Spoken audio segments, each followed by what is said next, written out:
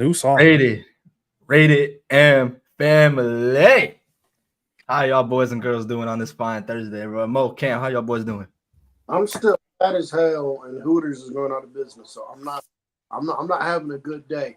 I'm not having a good day. People, this right here, go to your local Hooters and support them, so we don't lose them. Cannot go out of business. Bro, the record is 22. We're not even a minute into the pod, and you want to do this? Not even a minute, bro. Oh, Cam. Oh my God. You need help. You need actual help. Aside from that, Cameron, just like Veer Mahan, WrestleMania is coming. But before that, we got the Elimination Chamber this Saturday. You guys excited? You guys kind of how you guys feeling about it? Shit, I'm always excited for a Chamber pay-per-view. And first of all, before I continue, shout out to the super chat. Lil Jack, hey man, appreciate the $5. Much love, much appreciated. Yeah, please. Thank you, bro. Thank you. Much appreciated. But yeah, I mean, I'm always looking forward to a Chamber pay-per-view. I love the Elimination Chamber concept. By the way, can y'all hear the noise in the background? My mom's working on something out there. Do y'all hear anything? I can't. No, you're perfect. Good. Perfect. But yeah, Chamber pay-per-views always excite me, so loving it. But with what we got going on in terms of stipulation from one bald man, I'm kind of, I don't know, bro. I don't know. I thought we were in the clear. I really did. We're like less than a month, or no, about 2 months out from Mania. I thought we were in the clear. Yeah. Cody Soul. Speaking of Cody Soul, WTK25, I need you to go ahead and add that to the championship matches. I need you to go ahead and add that part of the championship. 2K25. You can defend Cody's soul in the match. You can defend Cody's soul in the match. That's what I need. Hey, what's the status? Get us a championship. Just that says Cody Soul on it, bro. Please. That's what we need, bro. That's what we need right there. But hey, you know what? I'm gonna be Lewis's spirit animal today. Actually, we'll dive into it when we dive into the predictions. We'll dive into it. Word. But aside from chamber predictions today, bro, we're gonna get into our segments after. We're gonna finish out with some shorts. That seems to be the new way of life going forward for us, the way we do things. So we're gonna try it out, see how it goes, and yeah, episode 67. Let's get into it, boys. Yes, sir. You want me to pull up the prediction, or not the predictions, the match card? Yeah. Go ahead. I got you. So, ladies and gentlemen, this weekend, Saturday, what is it, March 1st? WWE is presenting the Elimination Chamber 2025, man. It's a pretty short card, but the matches themselves look pretty stacked. There's of course, one part we're going to get into. Matter of fact, I think we should just go ahead and talk about it now. Let's do it. So on Friday Night SmackDown last week, we had The Rock return. First announcing that WrestleMania 42 will be in New Orleans officially, which is cool. I don't really care too much about that. But then he proceeds to take so much fucking time getting to his actual point. Some things were cut from SmackDown just for this segment, which is unfortunate for those people that didn't get to shine for a segment that really should have only taken like 10, 15 minutes. I feel like Cody and Seth did a lot more in their shorter promo on Monday Night Raw, if you ask me. But okay. So The Rock basically gave Cody Rhodes a proposition to be, quote unquote, to be his champion, whatever the fuck that means. So, look, how do you guys feel about this? I just want to say, I do not appreciate. Look, I understand. Look, I understand. Obviously, that what we watch is not. What we watch is obviously not real. I understand that these people are not going in there trying to kill each other on the third. But WWE, I need you to stop acknowledging what you. But WWE, can you stop acknowledging what your shit is doing is fake on your own fucking program? Can you stop acknowledging what you doing is fake, please? Can you stop doing that shit? Can y'all please stop doing that shit, bro? The Rock came out on SmackDown and said, Cody, I want your soul. Then we get to the press conference. And Rock was like, oh, no, me and Cody, we had a shot at tequila. Me and Cody, we had a shot at tequila. segment. It felt great to be back. Not not everything in pro wrestling has to resort in a match between me and Cody. I was sitting there going, "What the fuck is this, bro? Come on now." I heard that line and I was like, "Wow, is he trying to like throw it out there that they might not have a match just because this is happening?" Like, can you at least try to keep kayfabe, bro? Can you at least try to? But that's why I don't really like the press conferences, to be honest. I understand kayfabe in a sense within our fan base is dead. We know that. Obviously, we're on here talking about storylines every week, but at the same time, it's like, bro, it kind of kills the immersion when the wrestlers on the actual show are, acknowledging that what I'm watching isn't real. Right. It's like, I know that, but when I'm watching the show, I don't want to feel that way. That's just me. Maybe people are like, I don't really care. And if you don't care, that's you, bro. That's your opinion. I'm cool with it.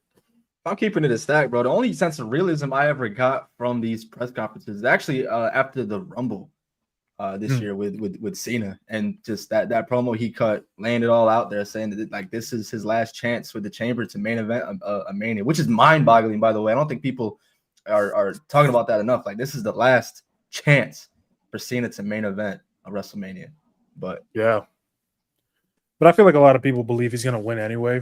Yeah. So I don't know if he is. I really don't. But I feel like a lot of people are ignoring that part because they think he's going to win the Chamber anyway. But right. That is very true. Speaking of the Rock segment, this man made a T-shirt out of this fucking segment. I will see if I can put it on the screen for you. Fucking lying to take me, a look bro. at it.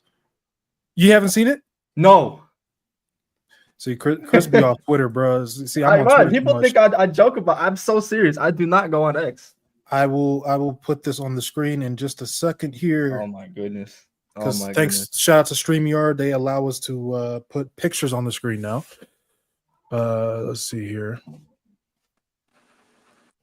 I'm not gonna sit here and knock anybody for what they like, bro. But if in 2025 you still are moved by Dwayne "The Rock" Johnson, bro, more power to you, bro.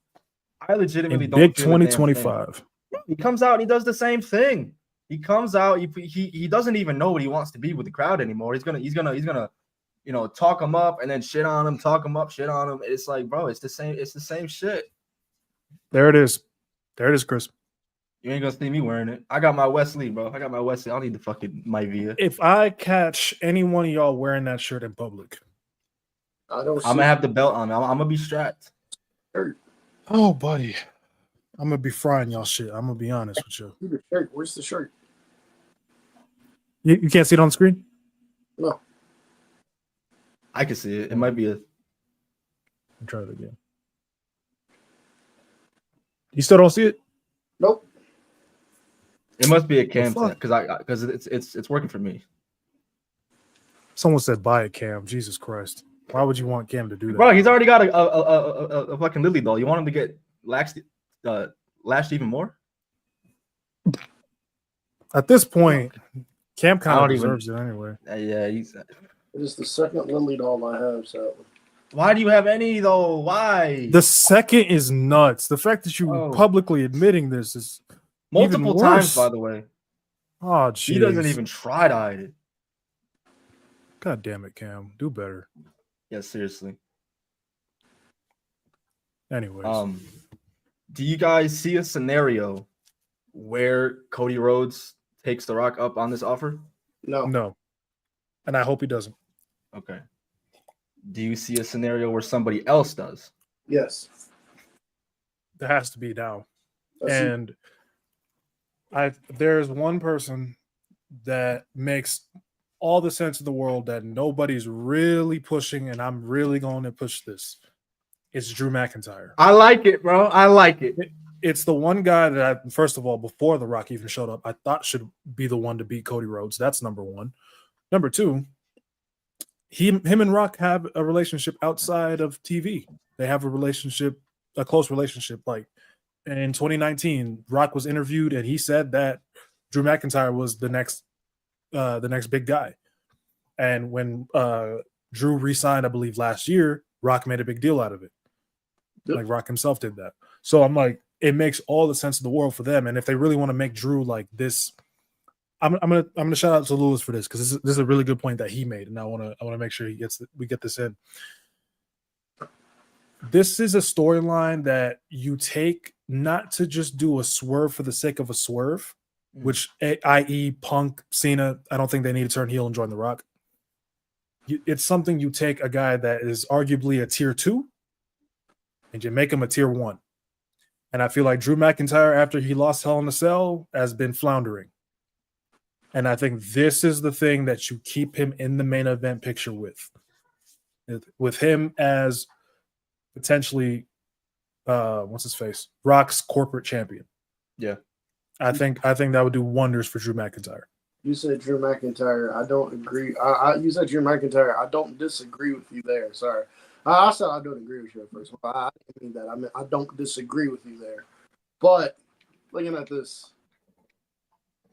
I'm thinking again. This will never happen. But the more I think of it, I'm thinking it's either Drew McIntyre or I think he finally gets desperate enough. John Cena takes the Rock. You see corporate I've seen Cena? people pitch this. I've seen people pitch that, and there's one reason, and only one, that I don't want it. We don't have enough time to really make it feel like it should feel. We don't. It's the one reason. We really don't. But like we really don't. But like I said, Cena. But like I said, well, I can see Cena is because it's not because with John Cena. It's not like one. If they do the heel turn, it's not like they're gonna be. It's not like they're gonna be. It's not like they're gonna be. It's not like they're gonna be. It's not like they're gonna be like a baby face. It's like Cody's obviously very over Jey Uso. Cody is obviously very over Jey Uso is obviously very over Roman Reigns. You still got CM Punk there.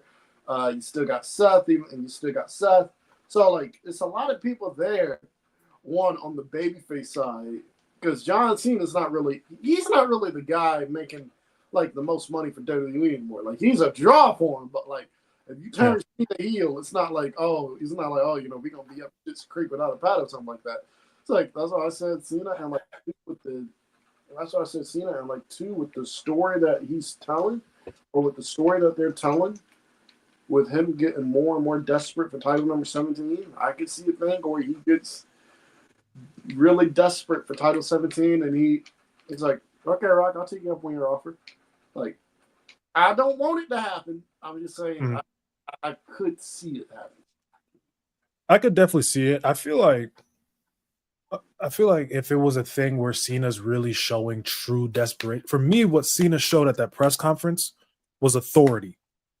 Like basically saying like, hey, look, I ran this motherfucker for over a decade. Like, I kind of owe it to myself, and they kind of owe me. Like, I mean, what do I need to prove to earn my way into the chamber? That's what I felt from Cena. It was more like a authoritative type of vibe from him.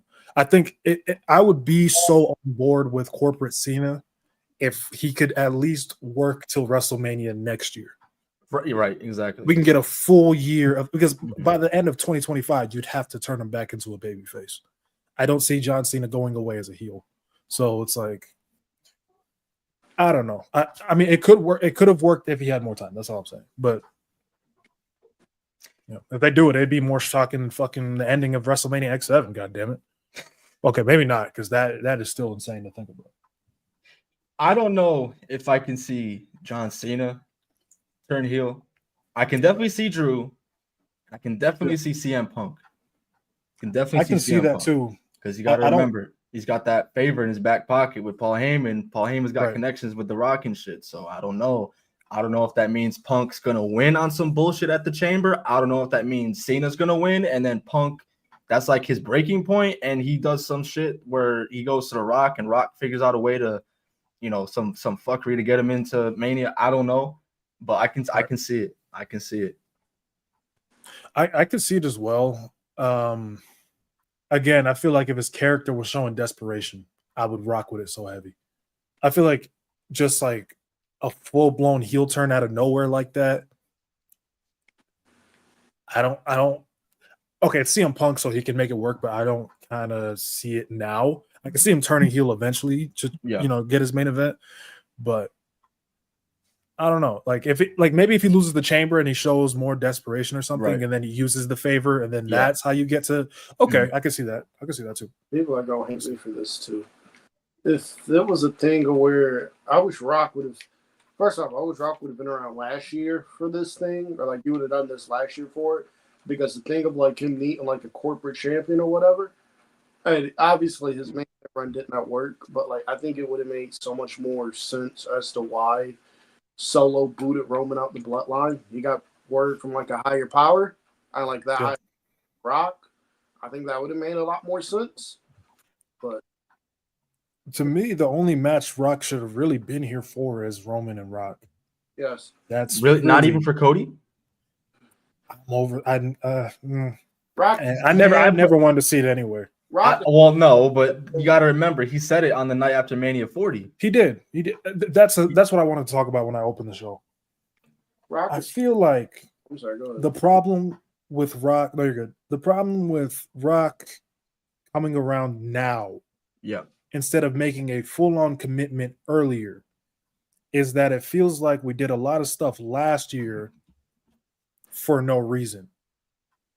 That long-ass segment, Raw after WrestleMania. Punk and Drew not getting the main event of Bad Blood.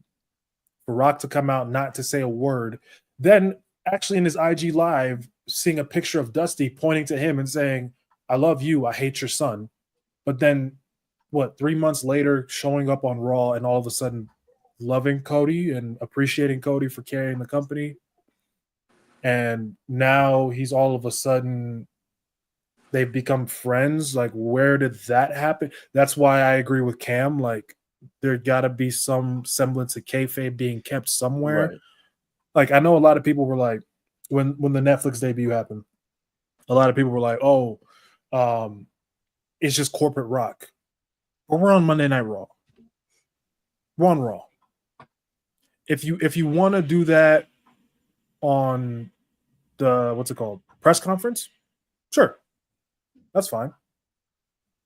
But to go from I love you, I hate your son to this is my friend, a lot of lack of continuity. A lot of gaps there. A lot of gaps, bro. It's like, where's this? Aren't explained. Like, what the hell happened between the night after Mania and then Bad Blood? What the fuck? I think it was the go home show to Mania. You whooped this man's ass out in the rain. You took a belt and you bloodied him up in the rain. And you spit in his face. And you said, look at your son, Mama Rose. Look at him. A week later, y'all cool now? What the fuck? Nigga, somebody did that shit to me, bro. Nigga, I want to speak. Nigga, I don't want to be your friend. Nigga, get the fuck out my face. Had it been a thing of like, let's say after Mania 40, after that match, after he finishes the story, I haven't heard that in a long time. Like they shook hands or something. Like Rock is in the ring, like, all right, you earned that, and walks away. All right, cool. There's no logic gap now. Even though it'd be weird for Cody to shake his hand after everything, but at least there's that. But we didn't even get that, so. I don't know. I just for me, I don't. This is why I respect the shit out of Cena, because when he commits to something, he's gonna show up for it. A lot of times when he's given a storyline, except I guess Austin Theory, when he's given a storyline to run with, he's actually showing up every week until that storyline is done. That's why it's Rock. The Rock. It's very frustrating for him because. I'm tired of him doing the thing where like he goes, oh yeah, I'll be at Mania, and then he goes, and no, I can't be at Mania, man. We doing this, and then he just shows up like, I'm free for it, motherfucker. Can you at least, motherfucker? John Cena tells WWE week, like a few months in advance. Hey, bro, hey WWE, I'll be at SummerSlam, bro. I'll be there. I'll be at SummerSlam. What y'all want to do for SummerSlam? I'll be there. Hey, WWE, I'll be there for Money in the Bank. I'll make a surprise appearance for Money in the Bank. What y'all want to do? I don't know why Rock can't do that. And like just tell the movie studios, I got prior commitments. Like, I don't know. Right. And even his even Cena's like random appearances, they don't take away from the product. Right. They're not taking away from someone else's shit. Like when Cena comes around, he gets to his point and he goes backstage. Rock repeats himself 20,000 times, doesn't get to the point. He does that. And it's like he does that long ass entrance. He does that long ass entrance.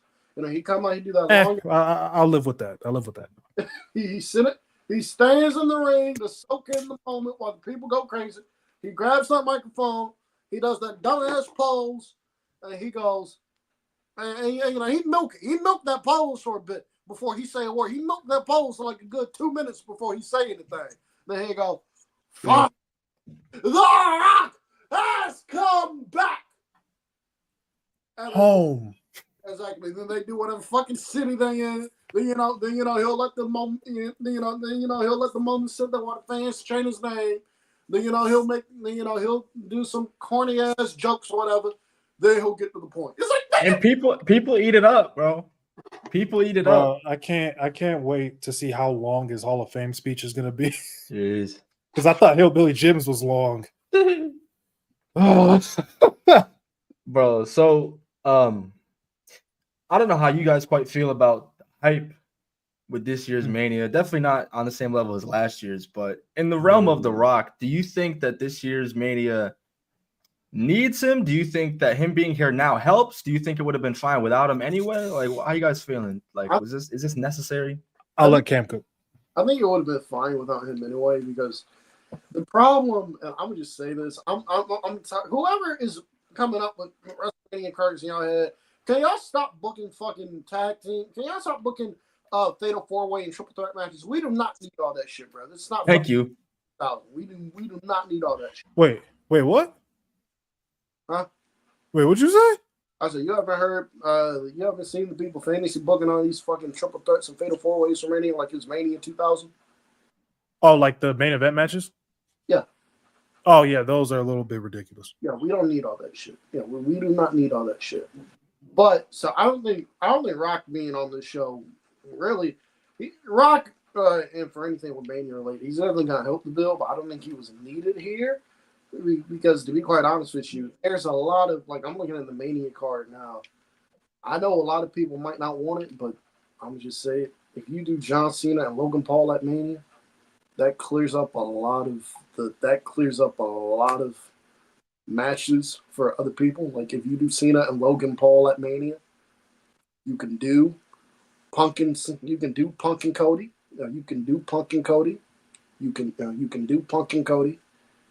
can do trying to think. Roman and Seth. Yeah, you can do Roman and Seth. You can do Roman and Seth. So Roman has his That's match. a main event to me, if you ask me. Sure. So Roman has his match that's taken care of. You're already doing Gunther and Jay. You're already doing Gunther and Jay, so there you go. You got Owens or Randy. Like if you just like if you do Logan Paul and John Cena, I know a lot of people don't like it. That clears up a lot of the I'm gonna be honest with you, Cam. Anyone that doesn't like it just doesn't like it because they don't like Logan Paul. Thank you. I don't exactly see a problem with Cena versus Paul because WWE every year they give you a money match in some sense. If Cena and Logan Paul, that's gonna happen eventually. So yeah, people got to get over it. I think getting it out of the way and giving Cena a singles win that he needs before he goes and faces a world champion, I think that works. I think people just want to see that Cena win number 17 so badly that they're willing to skip steps to actually make it feel like it matters. I feel like Cena and Logan Paul would be a match. Not only do I think Logan Paul can give Cena a decent match, but I think giving Cena a guy that has all that heel heat and giving him a big singles win at WrestleMania to start that arc of becoming the man again, I think it works perfectly fine. The promos would cook, bro. The chemistry would be there, bro. And with the names in the match, people would care. And all this talk around John Cena having bad matches, I don't think the match would be bad. I don't. Really I just think so. the people he's been in the ring with have not been like Solo Sikoa. I'm not expecting him to bring John Cena to a good match. Austin Theory, I believe Cena was going to go record a movie right after that match. So I kind of understand why it was kind of bad. Like, it was very rushed. You talking about like immediately after the match? Like he was going to dip? I believe so. Y'all chat, please correct me if I'm wrong. But I think he left. I think that's why that match opened the show. He left as soon as that match was over. That's why. So on some Brock Lesnar shit in 2019. Yeah, that's why the match opened the show. He left as soon. Yeah. Gotcha. Okay. All right. So, I didn't know that. All right. So I'm not saying Cena's still even 2017 Cena. No. But I think he could still. I think he's definitely capable. Like, especially on Mania, like a grand stage, knowing that it's his last one, bro. You know he's gonna be. Yeah, he's not gonna bullshit us and then be like, "All right, bye." If he does, I'd be shocked. Yeah, I'd be shocked. But because this is John Cena we're talking about here. But I'm so tired of people using past shit on Logan Paul, bro. He's matured. He's not perfect. Nobody is, bro. But you got to use that hatred you have towards the character, not the man. You got to understand that. I agree. And I mean, there's a lot of wrestlers. I mean, the same people that don't like Logan Paul want Brock Lesnar back. He can go join Vince's new promotion. Not all of y'all. I'm not talking about all of y'all, but a lot of y'all that don't like Logan Paul, you want Brock back. So let's keep it a buck. A lot of people don't want. They don't want to act like Logan Paul is not one of the best in-ring guys they have. It is. I don't think that's crazy. That might be a hot take to some people, bro. He's been in the game for what, 3, 4 years now. And he's give him another 3. Come on, bro. I kind of don't think he is. I wish he was. Don't get me wrong. Logan Paul is. Don't get me wrong. Logan Paul is good. He's not bad. Logan Paul is good, and I do think if he was more of a full-time guy and actually dedicated to this, because he does not need WWE. He just does not need WWE. He just does it as like a. He just does it as like he just does it. Obviously, he enjoys doing it, but like he also enjoys the money that comes with it. But like if WWE were to be like, we ain't gonna. But if WWE were to be like, Logan Paul, we don't need you around anymore. I don't think Logan Paul would fit. Logan Paul like, okay, bye. I think Logan Paul would be like, okay, bye. But like, so it's not bad. And if he was more of like a full-time guy, I do think he would be one of the best they have. But with me, Logan Paul, don't get me wrong. What he can do in there is very good, and it looks good as hell. But for me, I'm kind of over him. Just but for me, him being like the celebrity who can go in there and do shit that not a lot of people can do, to me, that kind of has worn down to me. Like, I think he just has to. I think he needs to get. He's not bad, but I think he needs to be better in the ring. He's not bad, but I think he. That's just me. I think he needs to. I think he's at the point where he simply just needs to get better because a lot of his appeal is the fact that he's a celebrity and they're doing shit that not a lot of people can do. Right. And again, he's good at it. His matches are still very good. It's just I need him to improve on like a consistent basis kind of thing. But I say just give him 3 years.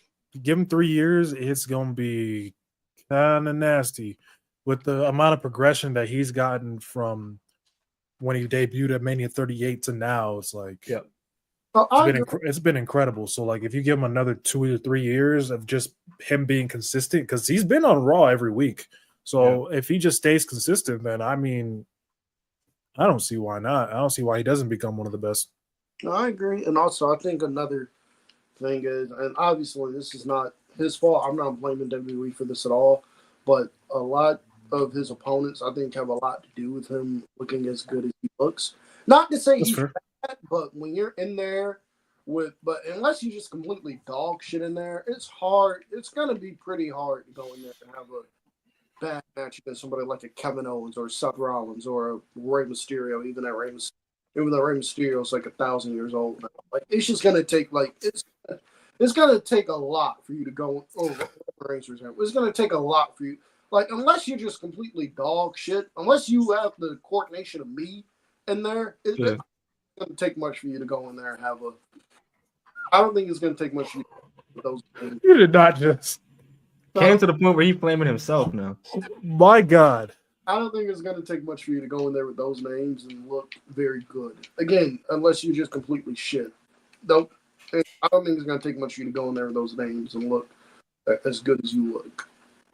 That's fair. I agree. That's not crazy. Pass on the Miz because except for Miz. But there you go. You gotta stop this. You gotta stop Here this. you. We're still hating on the Miz in Mike ring the in Miz Mizanin. 2025. Mike the Miz Mizanin Are we has talking about grabbed prime Miz or current Miz? all time Miz. Now I would never hate Prime Miz Two- was two months- just fine. Prime Miz. I would never hate on. But current Miz, no. The Prime Okay. current Miz can give you a 7-star classic, bro. Okay, we're getting a little bit nasty here. Chat, tell me I'm lying, bro. Look at me in my eyes and tell me I'm lying, bro. Look at Stitch and tell me I'm lying, bro. Yo, Stitch. Stitch, he kinda capping. Stitch. Don't talk to me. He kind of capping gang. Like, Nah. You just wait until the next time Miz pulls out a springboard Hurricane Rana, bro. Come on. Springboard tornado DDT, bro. Come on, yo. I saw him doing on SmackDown, and it was terrible. Bro, he does that so much. The one time he botches it is the one time you actually watch the Mike. that is Mizanin fair. match, bro. Come on. That is fair. Because he does Don't do do that that. perfectly fine most of the time. So. If Will Ospreay does that, bro, you'd be creaming mind. your pants right Exactly. now. I No, didn't- never mind. I was about to say something so bad, bro, but let me stop. Hey man, but yeah, that's Cody and Rock. We went on a tangent, but as we always do, who gives a shit? Y'all are here. Appreciate y'all. Let's see here. Let me pull the match card back up. Let's see. Better respect him, is. But yeah, Cody's not saying yes to Rock. So let's talk about Sami Zayn and Kevin Owens in the unsanctioned match. I'm excited for That was this. loud. I'm excited for this one. Me too. I'm gonna go Kevin Owens here. It's gonna be hot. There's some people who think this is gonna be the main event. I don't quite think so. No, I think they're gonna end it out with the chamber. I know why they're doing it at the chamber. Mhm. It could be better set for Mania, but the only match I see for Kevin Owens at Mania is Randy, so I know why they're doing it. But this shit could get violent. Not even could. Yeah. It will get violent. It The will fact that get it's violent. unsanctioned is insane. It might not be one of their Ring of Honor matches, but No. But in their home turf, knowing them best friends all these years, bro, the chemistry that they have, bro, it might be match of the night. It might be match of the night. I don't know if we're gonna see. No, I think we do. Do you think we see Randy? Yes. That's why my prediction is different from yours. That's why. I think. Go ahead. I was just going to say, yeah, I'm picking Sami Zayn for this match. I don't think he wins clean, but I definitely think Randy Orton is going to be the reason why. I mean, then again, I said this at Royal Rumble, but I think Randy Orton is going to be the reason why Sami Zayn gets the big win. Keep Sammy's momentum. Kevin's fine. He's probably going to beat Randy at WrestleMania anyway. So there you go. I don't think Kevin Owens needs it. I think I know exactly how this is going down. Tell us, Cameron. Kevin Owens is going to be beating the shit out of Sami Zayn, because it's three things I like that are certain. It's death, taxes, and Kevin Owens beating the shit out. No. Wait, there's 4 things certain. There's 4 things. The 4th is that the Miz has grabs. Shut up. But those are 3 things certain, like death, taxes, and Kevin Owens beating the shit out of the Miz. Kevin Owens beating the shit out of Sami Zayn. Excuse me. So that being said, Kevin Owens is going to be beating the shit out of Sami Zayn. They're going to brawl all over the building. Owens is going to be beating the shit out of Sami. Owens is going to have Sami prime in prime position. He's going to give him a package power driver. And before he does it, Randy Orton's music is going to hit. And Orton is going to beat the shit out of Kevin Owens all over Toronto. And that is going to cause Sami Zayn to win the match. So yeah, that's what I think is happening. Sami's winning. With help from Randall Keith Orton. I'm a little surprised. If he does end up coming back, he should. But I'm a little surprised that they waited this long. I thought they were gonna have him try it out there at the Rumble during the Cody match. I did too. But I'm not mad that they waited. As long as they tie up those loose ends, which I trust that they will. Then Randy and Kevin Owens should be the match. But the match at the Chamber between Kevin Owens and Sami should be pretty good. Yeah, it should be. I don't know where Hefe went. Man's watching Shining Star matches. Chat, how y'all boys doing? While you wait for Hefe. We talking about in the chat. What we talking about? How y'all doing? How y'all doing? There he is. My bad, Joe. I had to handle some shit. But yeah, I was listening. I agree with y'all. I got Sammy, but I wouldn't be surprised if KO wins though. It's the next match. Oh yeah. So we got a women's tag team match. Tiffany Stratton and Trish Stratus, returning Trish Stratus against Nia Jax and Candice LeRae. I'm just gonna say something real quick. If this is a case where Tiffany Stratton doesn't get to defend her title on pay-per-view before WrestleMania and loses to Charlotte Flair at WrestleMania, I'm gonna crash out. I don't think you have anything to worry about. I hope not. I don't know, bro. I think Triple H is above that. Bro, she just won the title, bro. She just won the title. And she's defended it maybe once. The Charbot 3000 we're talking about. I don't know, bro. This is a different regimen. That is also true. But who do you got? Is this technically Trishy time? Tiffany and I'm Trish. going Tiffany and Trish, bro. I mean, I know why the match is happening, Trish in Toronto, but I don't really care about the match. I'm gonna be just blunt with it. I don't really care. The match should be fine, but I'm going Tiffany and Trish. Tiffany and Trish are winning here, and Candice LeRae's in the pin. That's exactly how it's going to go. That is exactly what I was going to say. Word for word. Candice LeRae's in here to eat the pin. First off, I'm happy Candice LeRae is getting a big match like this on pay-per-view. I like Candice LeRae, so I'm happy she's getting a big match like this on pay-per-view. I agree.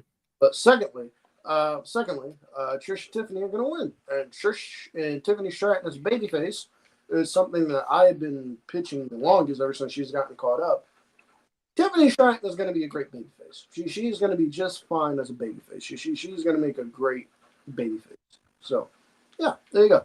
But Trish and Tiffany are winning here. Cool. Next match, second to last, short card. Women's Elimination Chamber match. So we got Bianca Belair, Alexa Bliss, Naomi, Liv Morgan, Bayley, and Roxanne Perez. If you would ask me this before Monday, I would have told you Liv Morgan. Considering how the show ended, I'm going Bianca. Oh wow! I got 3 people winning here. I think it comes on. Huh? I think I got. Excuse me. I think this realistically comes down to 3 people. If that makes sense. Oh, okay. Okay. No, I think this realistically comes down to people.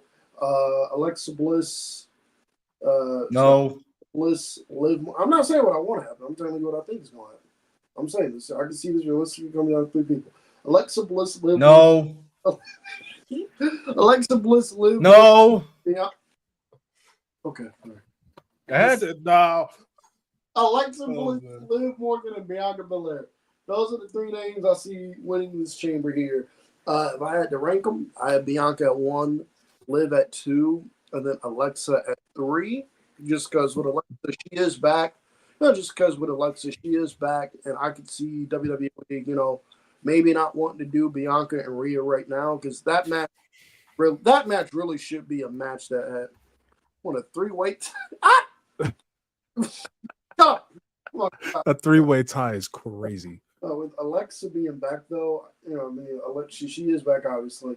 And, I can see a scenario where WWE, maybe they don't want to rush Rhea and Bianca. Because that match should be a match with a year's worth of build-up. You know what I mean? Like, that should be a match that has, like, a year's worth of build-up. You start with, like, you start teasing it and hitting at it a year out. And then, like, it's boom, it's certain.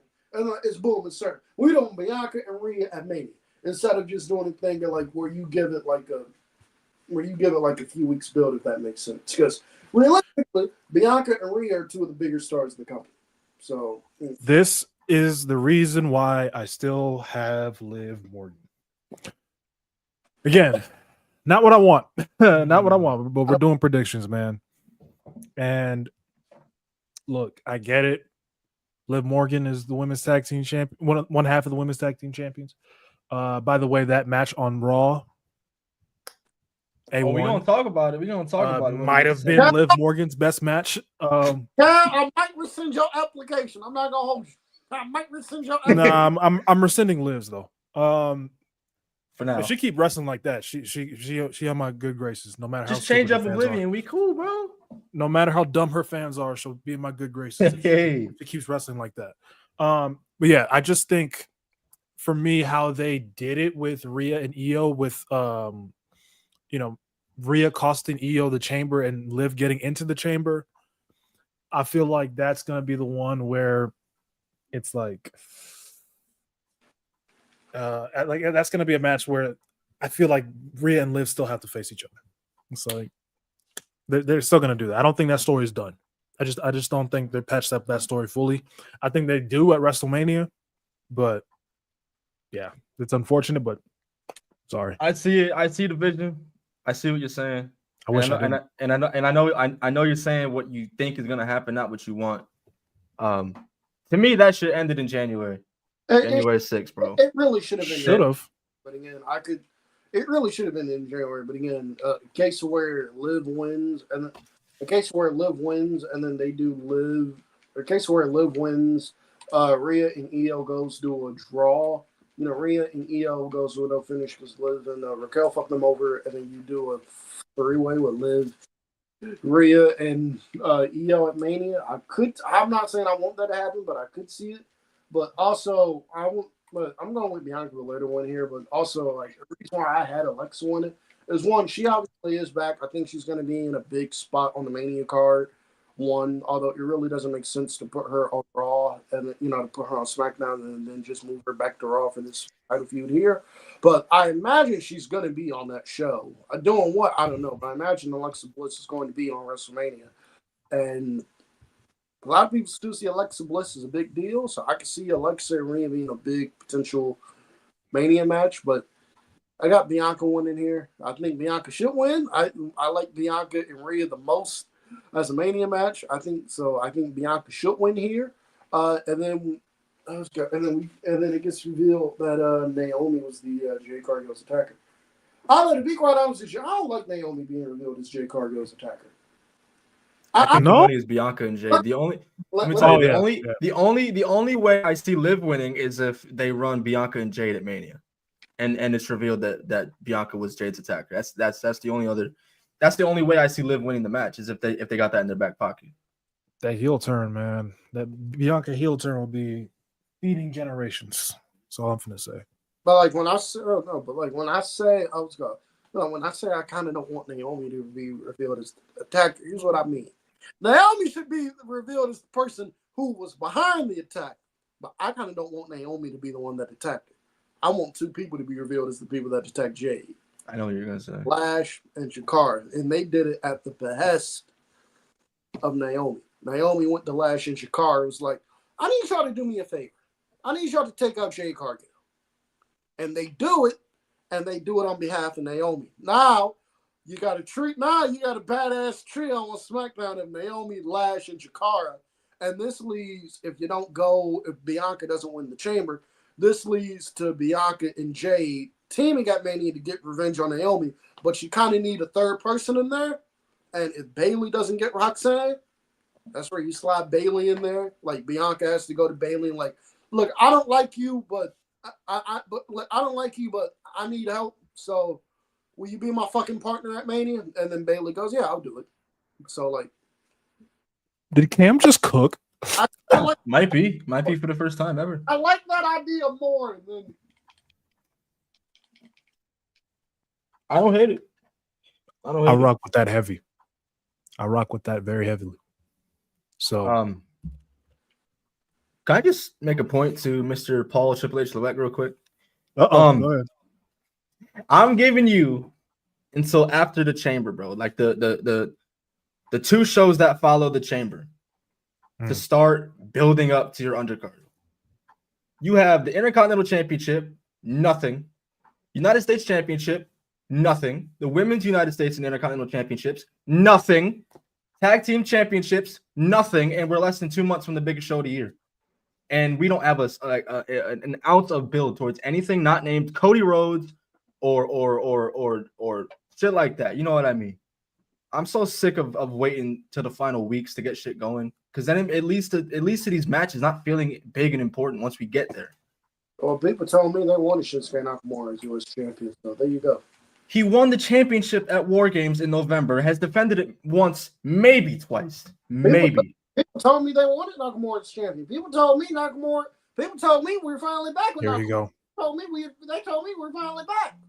So you're about to tell me, Triple H, that we're going to get, I'm assuming, LA Knight and Shinsuke at Mania? Is it? Don't they have a match tomorrow on SmackDown? I don't know. Do they? I just put the belt back on that one right there. You got to. Give him the belt back. You got just to. give him the belt back Get and rid move of it and Nakamura do out of the way. something. You got to do give him the something. belt back. If you want to do LA Knight versus Jacob Fatu, do that. Get Shinsuke Fucking Nakamura out of egregious. get Shinsuke Nakamura out of it. Bro, You got to. Shinsuke Nakamura is genuinely one of the worst champions, regardless of title, in WWE history. He's genuinely one of, and it's not his fault. No. Trust me, it's not his fault. The presentation I love Shinsuke there, but Nakamura, but he is the worst champion, period. Like, well, not the worst, but one of the worst. right. Like, even with the NXT title, bro, he ain't do much with it. He won it, lost it at the next takeover, won it back to lose at the next takeover to Bobby Roode. Did nothing with that. What was the first one he won? The U.S. title. Did fucking nothing with that. He was off TV for almost all that title reign until he started feuding with Rusev. Loses that, and then wins the IC title. Same situation. Was the U.S. title. Same situation. Like, my nigga, what is going on? Hey, people Stop told me, giving him titles if you're not going to do anything with him. people told me we were back though with Nakamura. These dumbass niggas, AKG babies, for example, and they see a. I was grilling him on Sunday. I'm like, there's no way you believe this. I don't know why. I told motherfuckers when that shit happened. When them motherfuckers gave Nakamura a new interest in shit, I told motherfuckers that shit happened. I got clowned on in the chat. I got told all I do was complain because I told him, bro. I said, I'm not buying this shit.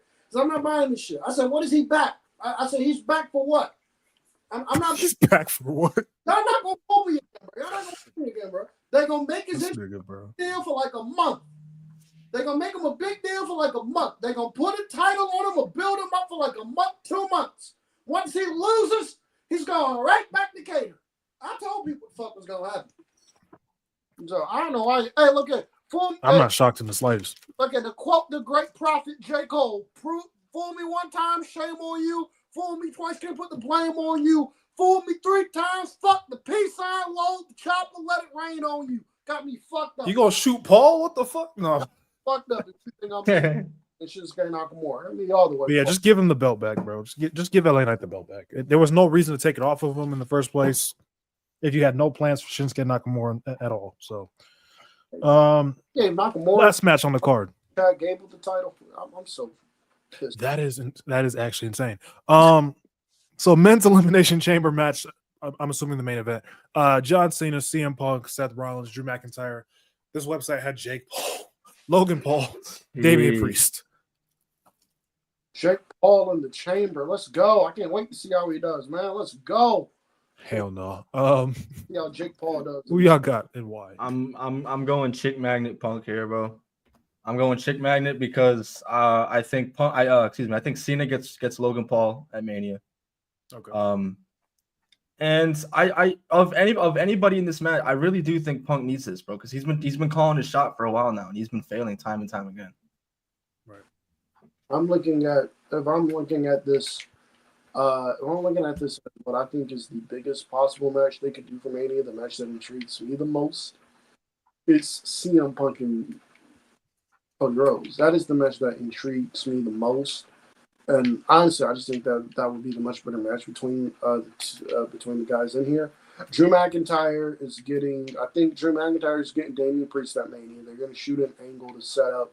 They're going to shoot an angle here in the chamber to set up whatever they're doing with Drew McIntyre and Damian Priest. By the way, I know a lot of people aren't happy Drew McIntyre is wrestling Damian Priest at Mania. I know people feel like Drew McIntyre deserves a lot bigger, deserves a lot better. I'll be honest with you, bro. Sometimes this is just the way the cookie crumbles. I'm sorry. Sometimes it's just the way the cookie crumbles. Sometimes one of your biggest stars in the company, when they get to Mania, bro, they in a match that might not be the biggest. That's just the way the fucking cookie crumbles. That is the way the cookie crumbles sometimes, bro. People acting like there's not a story here, though. Take a look at Mania last year. What happened? Who cashed in on who? Damian Clash of the Castle. There's a story here if they want to tell it.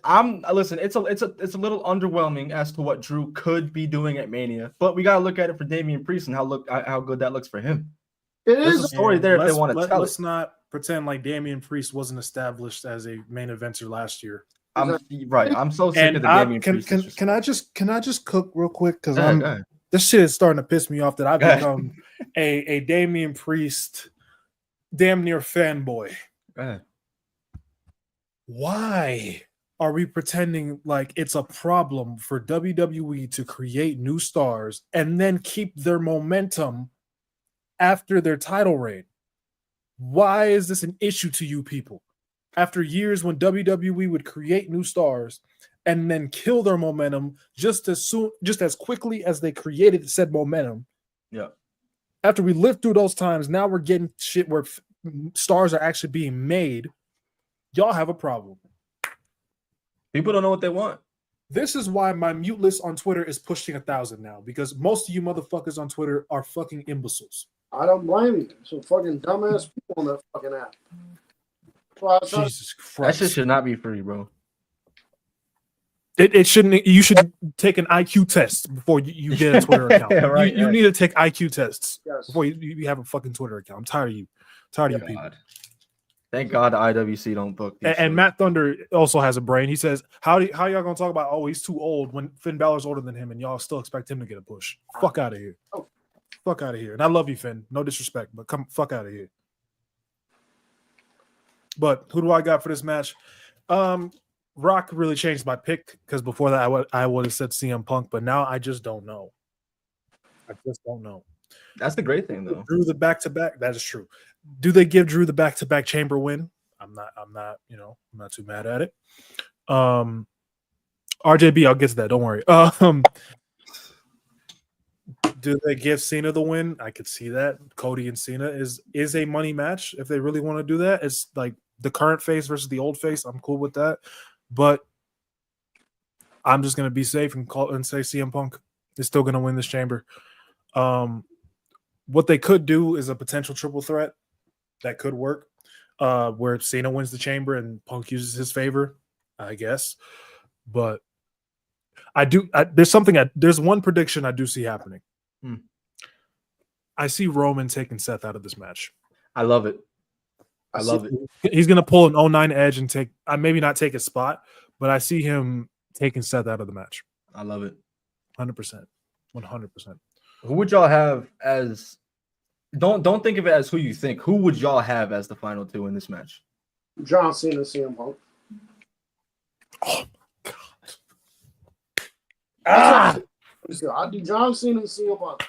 The two most unpredictable, the two people that most people expect to win that match in the final two. I do John Cena and CM Punk in the final two. I'm with it. I was gonna say something else. I don't even want to say it now. I'm with that. I'm fully with that.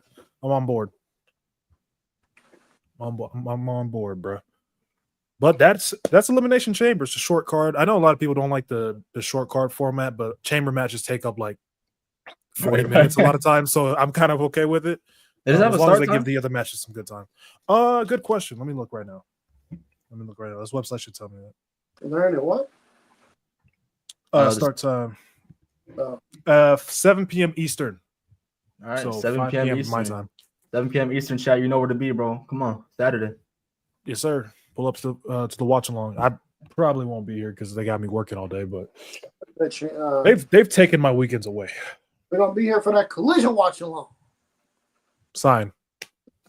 We were doing so good, Cam. We were doing so. I haven't gotten. God. I haven't gotten the sign since the first minute, and you're on a better track too. Because he was about to cross an hour without one. He went 22 last week.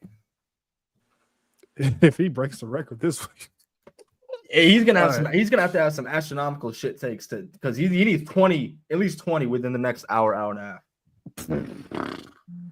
Hey man, look, but yeah, that's Chamber. Look, Chris, I know you haven't seen the list. So I'm gonna give you the Sports Illustrated give us their top 10. Shout out to RJB for sending this to me. Give us their top 10 WWE women's wrestlers in history. History, okay. So at number 1, yeah, Becky Lynch. All right, I'm not mad at it. All right. Number 2, Becky Lynch should not be debatable. I'm tired of people. Becky Lynch should not be fucking. Charlotte really Flair shouldn't go. Charlotte Flair, stop it. I'm tired of people saying Charlotte's the go. She's not. Becky Lynch is the go, and it is not fucking debatable. So number 2 is Charlotte Flair. Okay. Boo. He said boo, not even woo. Number 3, Trish Stratus. Okay. All right. Number 4 is Lita. Okay. Number 5 is Sasha Banks. No, hell no. History? I don't know, bro. This championship reigns. I agree. Bailey, number 6. Okay. So all the horsewomen are here. Okay. Number 7 is China. All right. Okay. Go ahead. I said, okay, China. What's next? Number 8 is Asuka. She better be on this fucking list. Number 9, Bianca Belair, which to me is insanely low.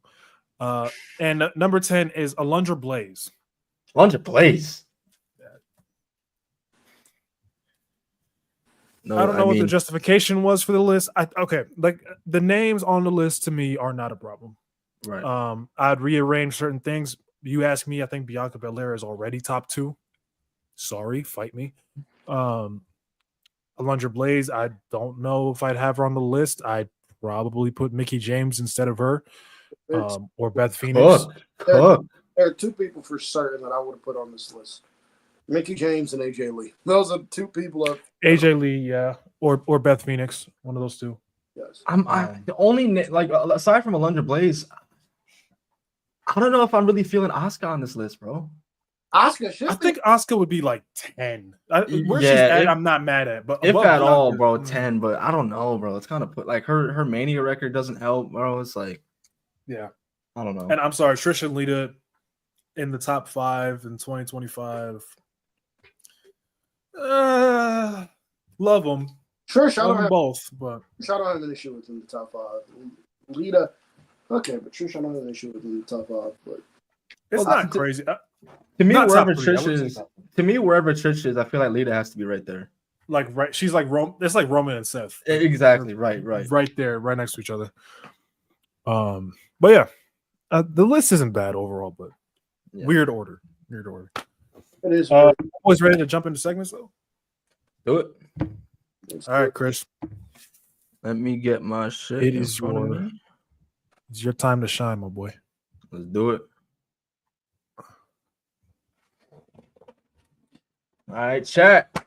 Don't even ask me what number we're on because I couldn't tell you. I lost track. But we back with the rated M matches of the week. I got 4 for y'all. We got one that I know Cam's gonna enjoy because he tried to duck it. You're gonna hear about it if you ain't watch it.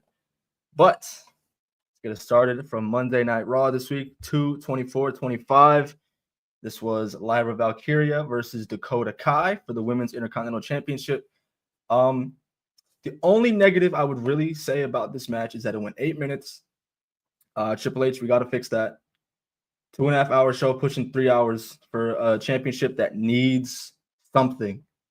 Needs something to get it going, give it some life, because at this point it's been kind of 8 minutes for a championship match with the caliber of talent in there. It's not right. It's not right. Something's got to give. But I digress. The crowd wasn't really too into this match at the start.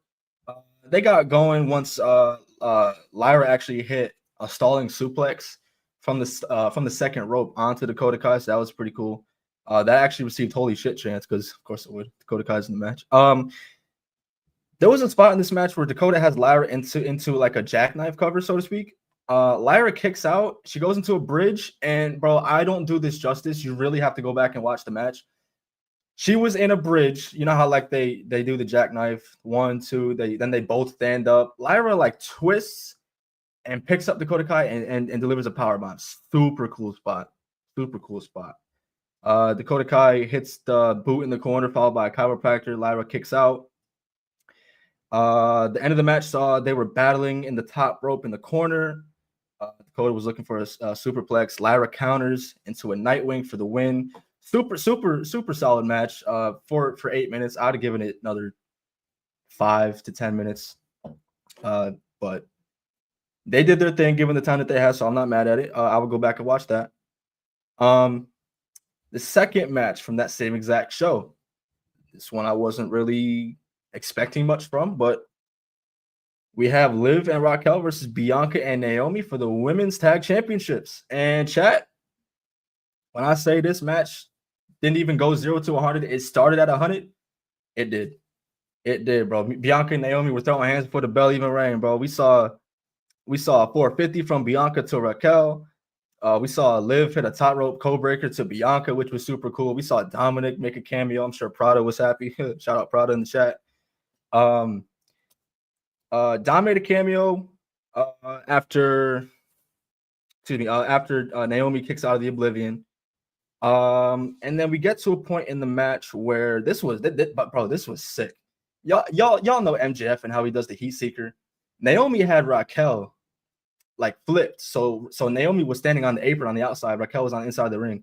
She hits a heat seeker type maneuver on Raquel, and her head lands on the apron, the hardest part of the ring. That shit looked bad, but she sold it.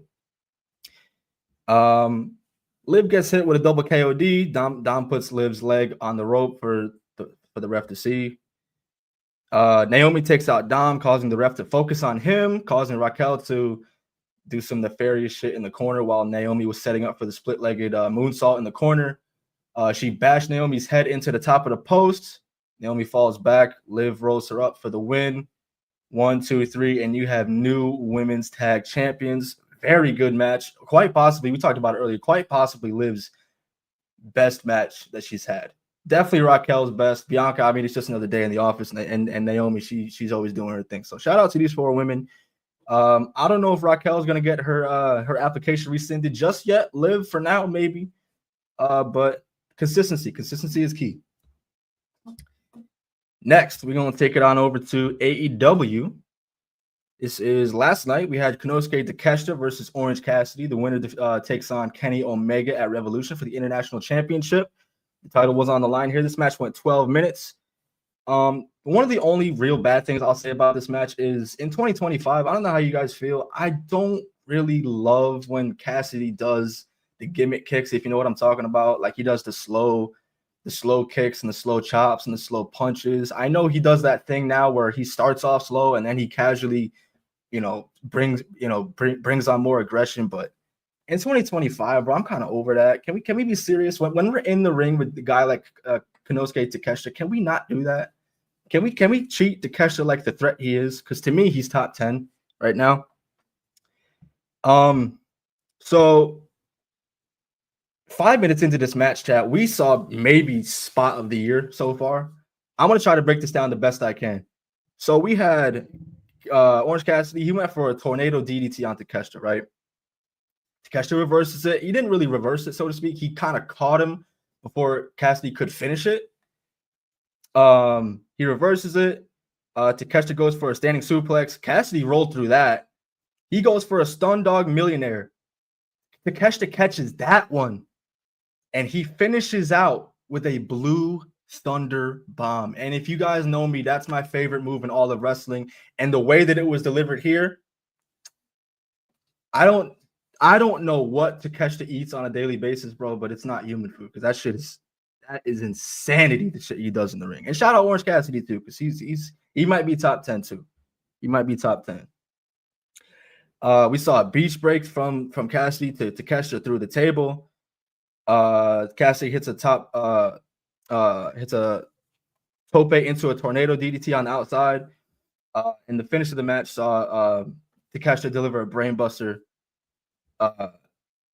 to Cassidy for the win. So solid match here to end out the show. I didn't really have Cassidy winning this match. I don't really think it made all that sense. But we get into Takeshita and Kenny Omega officially at Revolution. So that was match number 3.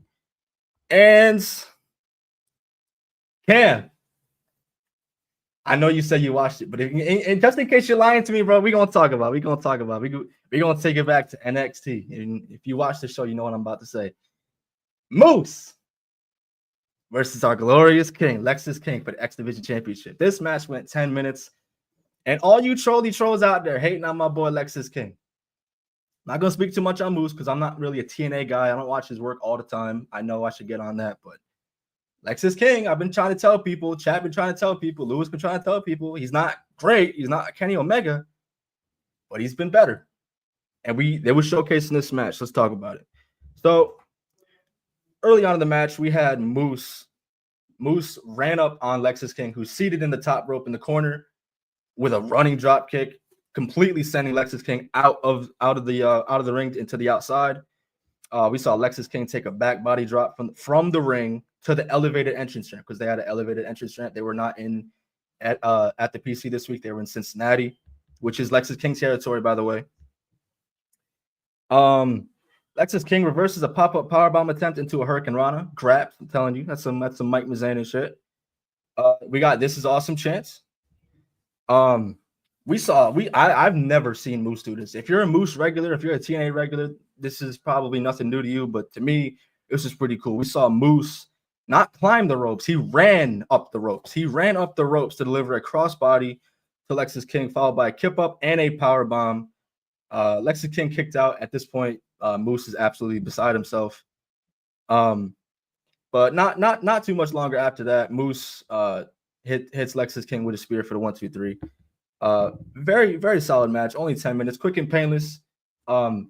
Very good showcase though for Lexis King, and for anybody who's still on the of the mindset that he hasn't improved, that he came from AEW, he's not doing much, the gimmick sucks, you're not a fan of the Heritage Championship Cup. If that's not your cup of tea, I urge you to watch this match. I think you're going to be impressed. I really do. But that's going to do it for this week's edition for Matches of the Week. I'm going to toss it off to Cameron. I'll see y'all in a few minutes. Lexis King praise on a Thursday night. Well, folks, let's get into these news. Let's get into the news, folks. Let's start off with some contract news, folks. Layla Hirsch! Legit Layla Hirsch. Those of you that don't know who Layla Hirsch is, Layla Hirsch is a female wrestler that was currently signed to AEW. You might not know it because this woman has not appeared on television in a very long time. I don't think she's appeared on television since 2023. I don't think she's appeared on television for AEW since 2023. Or she did. She may have worked a few collisions last year. But Layla Hirsch is expected to be gone from AEW. According to PW Insider, Layla Hirsch's AEW contract expires tomorrow, and she is not remaining with the promotion. So Layla Hirsch is a free agent tomorrow. Her contract will be free immediately. If I am TNA, I would pick up legit Layla Hirsch because Layla Hirsch is like that. Those of you that don't know who Layla Hirsch is legit. Layla Hirsch is like that, obviously. Moving on here with some other news. WWE announced that Roman Reigns will be on SmackDown March 21st, and will be in London on March 28th to kickstart his road to WrestleMania. So very nice of Roman Reigns to greet us with his presence for WrestleMania 3 weeks out from the event. So there you go. Other news, Julia is dealing with an injury right now. But according to reports, it's not a major injury. It's nothing that should keep her out for the time being. But Julia is injured. So Julia is going into this match with Stephanie Vaquer injured. So there you go there for that news. Tony Khan and CM Punk are suing Nick Nemeth. Yeah, that's right. Nick Nemeth getting sued.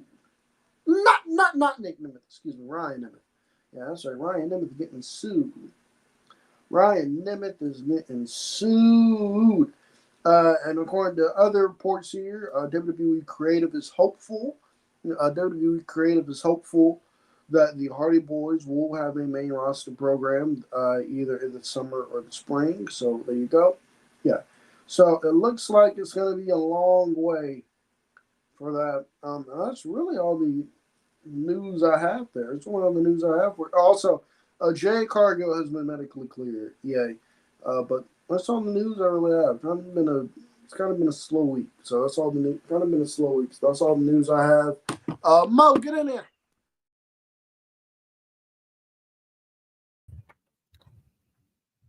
What's up, folks? Let's see here. This week in wrestling history, man, we're starting with February 27th, the day we're recording this. So it's an okay week, you know. It's not nothing insane, but it's a solid week. So February 27th, 2000, we have No Way Out. Basically remembered for Triple H versus Cactus Jack inside Hell in a Cell, one of the best Hell in a Cell matches of all time, which technically was supposed to retire Mick Foley, and he didn't actually retire because he wrestled at the very next pay-per-view anyway. Also, you had, I believe, Rock and Big Show, where The Rock put his WrestleMania title match on the line, and Big Show won that match. So at one point, the WrestleMania main event penciled in was Triple H versus the Big Show.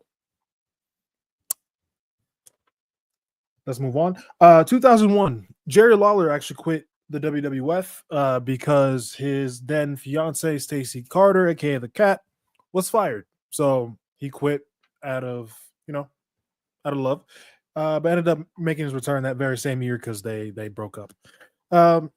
2014 NXT Our Arrival.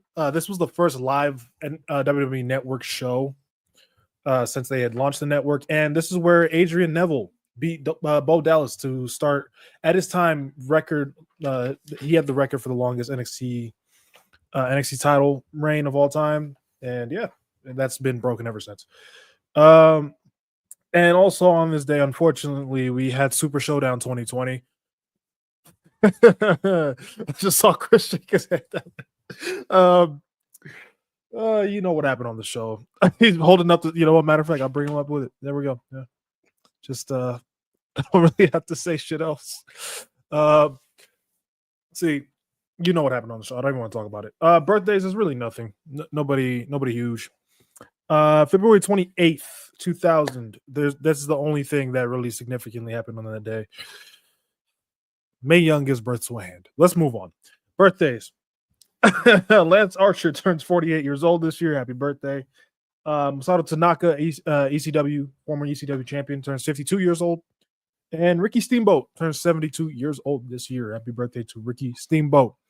February 29th, even though we don't have a February 29th this year, there are some leap years. So there was one moment on that day. Revolution, AEW Revolution 2020, where we had the Kenny Omega and Adam Page against the Bucks match. You had Jon Moxley beating Chris Jericho for the AEW World Title. And yeah, pretty solid show overall. Pac and Orange Cassidy as well. Or Pac, my bad, whatever. March 1st, another very dead day. The most significant thing that happened on March 1st was Johnny Curtis, aka Fandango, winning NXT Season 4. Anyway, birthdays. There's quite a few. We got Tennille Dashwood, aka Emma, turning 36 years old. Kyle O'Reilly turning 38 years old. Big E turns 39, and Booker T turns 60. I did not think he was that old, but he turned 60. March 2nd, there really is nothing. Like, I legit wrote down nothing significant. So birthdays, we have Lance Cade. He was born in 1981, unfortunately passed away in 2009. Turning 54 years old this year is Manami Toyota, one of the best, probably the best women's wrestler of all time if you talk about things outside WWE. And also Mike Von Erich, member of the Von Erich family, born in 1964, passed away, unfortunately, in 1987 at the age of 23, which is unfortunate. I mean, we know the if you watch Iron Claw, you know the Von Erich story. It's a quite a sad story. And also Deborah turned 65 years old, former wife of Stone Cold Steve Austin. And yeah, that's March 2nd. March 3rd, 2003, Stone Cold returns to Raw, first time since he had walked out back in 2002. In 2008, WWE retires the Cruiserweight Championship with Hornswoggle at the time being the last Cruiserweight champion. Goes to show you how much they valued that title back then. 2014, the Usos win their first tag titles on Monday Night Raw, beating the New Age Outlaws, which I'm surprised it took that long, actually. Also on that day, 2021, you had Shaquille O'Neal's one and only match in AEW, where it was him and Jade Cargill going up against Cody Rhodes and Red Velvet. So, yeah, One birthday here. Justin Gabriel, aka PJ Black, turning 44 years old. So happy birthday. March 4th, 2000, Rob Van Dam vacates the ECW TV title after exactly 700 days, which is insane to think about. I read something where that the second longest reign isn't even half of those days. So, yeah. 2013, Mae Young made her last appearance on Monday Night Raw. This was an old school Raw episode. Her last appearance on Monday Night Raw before she unfortunately passed away. I believe that same year. CM Punk wins a match to face The Undertaker at WrestleMania. That sets up their thing at WrestleMania 29, which is kind of crazy in terms of timing, considering what happens the next day, which we'll take care of in a second. Also on that day in 2019, King Kong Bundy unfortunately passed away at the age of 62. Former WrestleMania main eventer right there. No birthdays. March 5th, 2001, Paul Heyman debuts as a color commentator on Monday Night Raw, which was a shock considering he was the owner of ECW at the time, but ECW was heading for bankruptcy. So 2013, so like I talked about, the day before, Punk wins the match to face Undertaker, and then the next day, Paul Bearer actually passes away, which is kind of crazy, the timing, considering what happened in that feud. So, yeah, rest in peace, Paul Bearer, one of the greatest managers of all time, bar none. Absolute bar none. Also, on this day, 2017, Fastlane, Goldberg beats Kevin Owens for the Universal title. Let's move on. Birthdays. I've had to cover two Goldberg Universal title wins, both of them. Jesus Christ. I don't know what it was with Goldberg around this time. Birthdays, we have one, Jordan Grace turning 35 years old. So, happy birthday to Jordan Grace. That is everything I got for y'all. And yeah, let's get on with the shorts and shit. Get the boys back up here. Fuck Goldberg. Mo, have you heard the story of how Justin Gabriel quit WWE? No. Bruh, it's one of the funniest things. So it was either a SmackDown or I can't remember. Justin Gabriel was listed, he was supposed to have a singles match or whatever. At like WWE, they're trying to find Justin Gabriel. They're like, man, where the hell is Justin Gabriel? But we can't find him anywhere. And so they called Justin Gabriel. Justin Gabriel's like, they called Justin Gabriel, like, Justin, where the hell you at? Like, Justin, where the hell you at? Justin's like, brother, I'm at the airport right now. I'm gone. Bye. Brother, I'm at the airport. I'm gone. Bye. Okay. I don't blame him. Mans was mishandled left and right. What year would that have been? Like 2014, 2013? That would have been 2015. 2015, okay. Jeez. Yeah, no. I mean, I don't blame that guy at all. Don't blame him at all. From the Nexus to doing absolutely nothing. Oh, yeah, for sure. That boy's ready for shorts, though. Michael Davis do need the conglomeration, bruh. Stop. I missed them on TV conglomerate. Oh, brother. All right. So, like I told you on the chat, I got 5 of them for y'all. I got 3. I got a couple. I usually wing it. I got a couple. Bet. So, let's get started. I'll kick it off. I need y'all to guess the best WrestleManias of all time. Hold on, let's start that over. Hold on. We're live, pal. We're live, pal. I need y'all to guess the top 10 best WrestleManias of all time, according to Ranker. Oh, boy. 17. That is number 1. WrestleMania 39. WrestleMania 39 does not crack the top 10. Are you serious? I will say this list is kind of nasty. Okay. There's certain ones on here that are good WrestleManias, but I don't know if they should make the top 10. Give me 31. WrestleMania 31 is number 11. So does not crack this list. WrestleMania 14. WrestleMania 14 does not make the list, no. Okay. Don't sit here and tell me that they put 30 on this shit. WrestleMania 30 makes number 10. You're lying, bro. What? WrestleMania 30 makes number 10, man. WrestleMania 3. WrestleMania 3 is number 8. Did they put 40 on here? WrestleMania 40 does not make the top 10. What are we doing, bro? I was assuming this is an old list.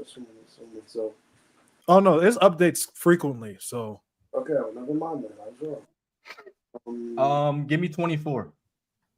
WrestleMania 24 is number 3 on the list. All right, like that. Give me WrestleMania 21. WrestleMania 21 is number 5. Did we say 19? WrestleMania 19 is number 2. I started like a motherfucker. All right, so what are we missing? Give me WrestleMania. You're missing number 4, number 6, number 7, and number 9. Give me WrestleMania 20. WrestleMania 20 is number 6. WrestleMania 22. WrestleMania 22 does not make the list, unfortunately. WrestleMania 8. Thank God. WrestleMania 8 does not make the list. Thank God. Did we say 25? WrestleMania 25 does not make this list either. All right, I'm not mad at that. WrestleMania. Oh God. Okay. WrestleMania 23. Did we say 23? You didn't, but that doesn't make the list either. Damn. What? Don't even tell me that they put a dud on here, bro. Did I say 22? Yeah, you did. I will say these are solid WrestleManias. I just wouldn't put them in the top 10. Did they put 35 on there? No, 35 doesn't make the list either. Good. WrestleMania 18. WrestleMania 18 makes number 7. Yes. Did we say 14? Oh, WrestleMania 10. WrestleMania 14 was said, but yeah, no. Cam, the glass is blocking your screen. Got a small ass head, bro. What the fuck? No, you're good. What'd you say, Cam? WrestleMania 10. WrestleMania 10 is number 4. Yeah. All right. So what do we need? You need number 9. Just one left. One left. I will say we lived through this one. We lived through it. 28. We watched this in real time. 28 does not make the list, no. Good. What's WrestleMania your beef with 28? 28. 28's all right. That's It's all right. 34. WrestleMania what? 34. Hell no. Thank God, no. WrestleMania 33. Nope. Okay, good. Is it 37? Nope. Damn, only one? 38? No. All right, so it's not. You're getting further away, is what I'll say. All right, okay. So in terms of time. You said we lived through this, so did they put This would have been when we were kids. Did they put 26 on here? WrestleMania 26 is number 9, yeah. All right. disgusting. This list is weird, man. This list is weird. That is nasty ass word. Yeah, I would put 26 in the top 10. I wouldn't even put it in the top 15. Yeah. I was watching it recently too. All right. Next one. All right, I'll go next. All right. All right, here we go. With the chamber right around the corner, I'm gonna tell y'all the participants. You tell me the year the match happened. Okay. Let's do it. Starting out, we got Triple H, Chris Benoit, Chris Jericho, Edge. 2005. Was this 2005? Fuck! I was just about to say, but I was like, let him keep going. You got it. He said, fuck that. Cut it off. All right, next. You got King Barrett, Dolph Ziggler, Ryback. 2015. You motherfuckers got it, yo. Next. Shawn Michaels, Triple H, Chris Jericho, Randy Orton, Kevin Nash, 2003. Goldberg. 2003. Motherfuckers on it, yo. R-Truth, Chris Jericho, CM Punk, Rey Mysterio, John Morrison, and The Undertaker. 2010, 2010. And the fifth and final one, we have Randy Orton, AJ Styles, Drew McIntyre, Jeff Hardy, Kofi Kingston, and Sheamus. 2021. That's the one. That's it. I don't even remember that one. You motherfuckers are on it, bro. Go outside. I don't even remember that one at all. All right. Was that the main event? Yeah. I don't know. It 2021? should have been. Oh, Yeah. okay. That was the main event. But yeah, that was the main event because after the match, Lashley came out, beat the fuck out of Drew, and then Miss Cashin. Okay. all right. So we're going to play Truth or Dare, but we're going to do this with backstage stories. So here we go. I got three stories. I got three legendary backstage /road stories. You guys have to tell me which one is the one that's bullshit. Y'all ready? Let's do it. All right, so let's go. First one. We have Jim Cornette and Chris Jericho going to death. We have Jim Cornette, Chris Jericho, and the entire Maple Leaf and the entire Smoky Mountain Wrestling roster going to Dairy Queen. And Jim Cornette cussing them out. That's one story. Second story we have here is Andre the Giant and Bad News Brown get into a fight in the 1980s that Bad News Brown won. Last story we have here. The last story we have here.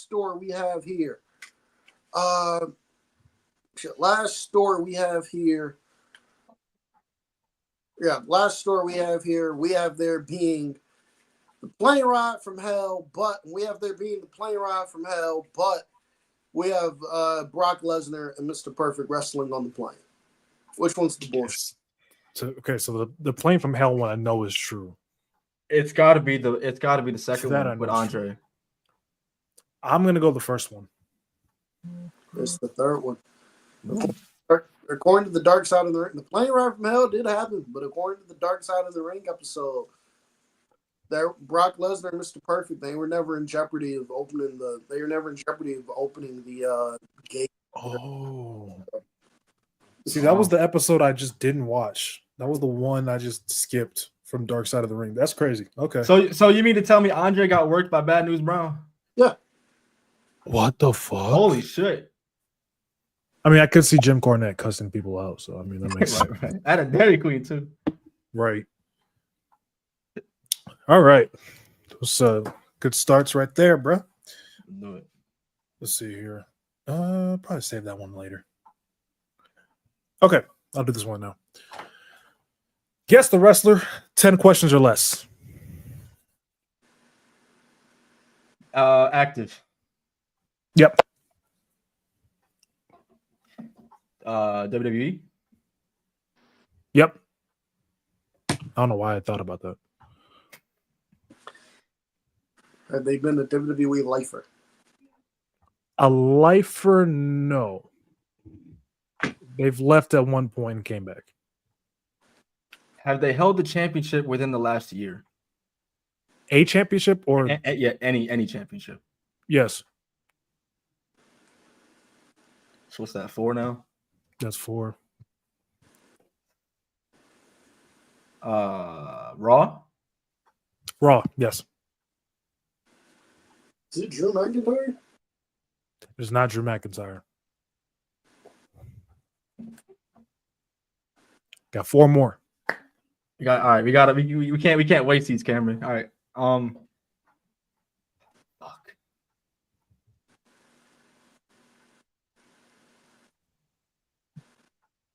Are they in any major programs right now? Yes. Yes. You said they're on Raw. They've left mid-compact, and they've held a championship within the past year. They're in a major program on Raw, but they're not. He's not what you would consider a WWE lifer. Did this person start with WWE, or did he start on the? Yes, they started in WWE. Yep. Okay. He's in a major program right now. Okay. He's in a major program right now. He's in This is a good one, Hefe. I like that. Y'all gonna be kicking yourselves if you don't get it. I have a couple ideas, but I don't want to waste it. So he started with WWE. He's held the championship within the last year. And he's left the company. So he started, left, and then came back. See, I was gonna think about somebody, but he's on SmackDown. I was gonna give y'all a hint, but I'm gonna let y'all rock. He started with WWE. Okay, so with WWE, so that get so that's Two more questions, by the way. Think wisely. Okay, so something he's in a major program, and he started with WWE. Come on, Cameron. You're supposed to be the fucking sweat here. I'm trying to think.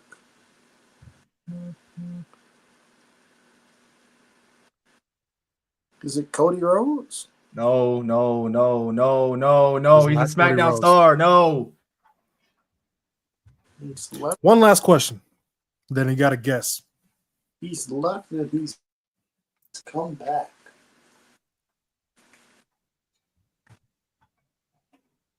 Y'all are really gonna kick yourselves when I give you that. Don't tell me that, bro. Y'all really gonna hate. Do not tell me that, bro.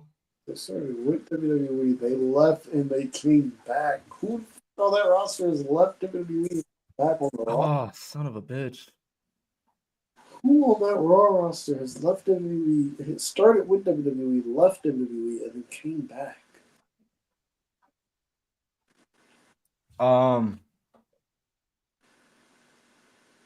Have they had a match this year? 100%. Okay. That is question number 10. I'm gonna need a guess from each of y'all.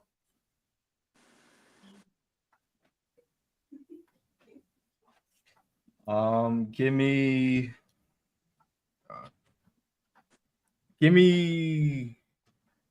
Jey Uso. No. I know this is wrong. Anyway, fuck it. Give me, because this guy's never left. Give me, give me Kofi Kingston. I know it's wrong. It's Naomi. Ah, okay.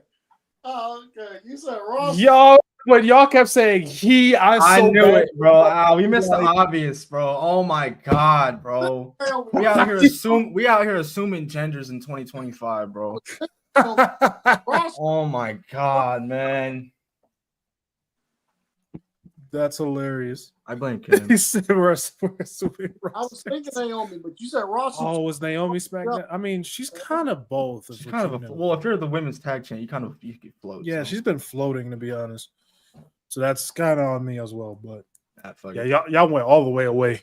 I was about to say when Khris said Jey Uso, I was about to be like, I mean, she's kind of related in a sense. I was like, well, I don't think I guessed any woman at all.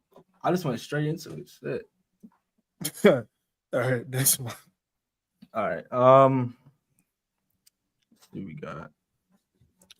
All right. I got the same thing as you. Let's go. Guess the wrestler in 10 questions or less. Active. Yes. WWE. Yes. Male or female? Male. Okay. A former world champion? No. Okay.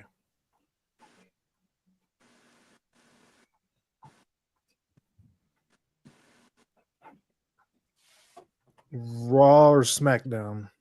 Raw. It's 5. Okay. I'm gonna let you get in here, Cam.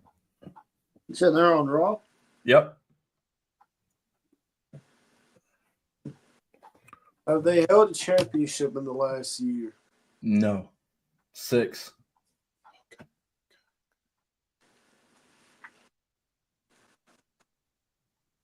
Are they for certain going into the Hall of Fame? Fuck no. Oh damn, it's that bad. Wow. Not yet, but so 7. Is this person new to WWE? Nah. 8. Damn, this nigga's a scrub. What the fuck?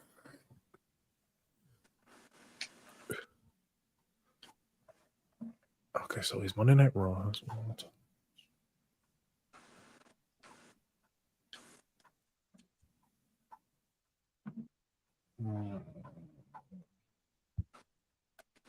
Is it Peter Doom? Who? Is it Peter Doom? Who? You Is gonna this say his Pete name Dunne? right? No. Fuck. 9. How dare you call Pete Dunne a scrub, Oh my god! motherfucker? Hey man. Watch your mouth. You got one question left, Hefe. Have they won a mid card title? No. This motherfucker is useless. That's 10. I need a guess, bro. Grayson Waller. No.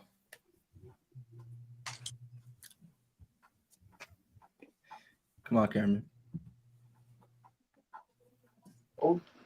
Otis? OT? No. What was it? Mr. Karrion Cross. Oh, okay. Well, I mean, I count the NXT title as a world title, so I immediately just. That's why I was kind of pausing on it, but I was like, world title. That's fair. It's like, Yeah, that's yeah. fair. All right, I like that one. I said Peter Doom. He said, "Who?" He said, who? I'm so sick of the disrespect, bro. You know who it is, bro. You know that's not his name. It's Peter Dune. What you mean? All right, bro. Do I gotta get the sign? Shout out Kyle O'Reilly, bro. I don't ever get the sign for you, bro. I will get the sign for Mo. Oh my! I will. You think I'm lying, bro? That sign is not just designated for Cam and his shit sakes. It's for you and Lewis too. That's what I Kyle, don't deserve this. bro. Kyle O'Reilly used to call him Peter Doom. Shut up. All right, let's play King of the Hill. You ready? Let's do it. King of the Hill World Champion Edition. Let's go. CM Punk or John Cena? John Cena. Cena. John Cena or Batista? John Cena. Cena. John Cena or The Undertaker? John Cena. As a world champion, John Cena. John Cena or Stone Cold Steve Austin? Stone Cold. I think I'd have to go Stone Cold. Austin. Yeah. We have Steve, and the last one, we have Steve Austin and the Hulk Hogan. I'm going with Steve Austin. Austin. Sorry. They can put your King of the Hill. I like that. That's cool. I like that concept. Yeah, I'm gonna say that one last. All right, guys. Let's play something. Let's play a little game, bro. Do it. Overrated or underrated wrestling edition. Here's the caveat, though. All right. You can't say properly rated. All right. I like that. Pick a side. Got it. All right. So let's get started with the Undertaker's WrestleMania streak. I would say overrated.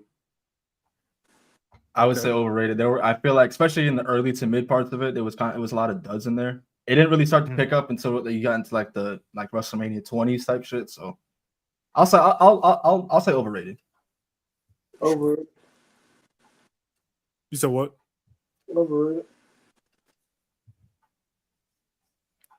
All right, let's go. Roman Reigns' Universal title reign. You know the one.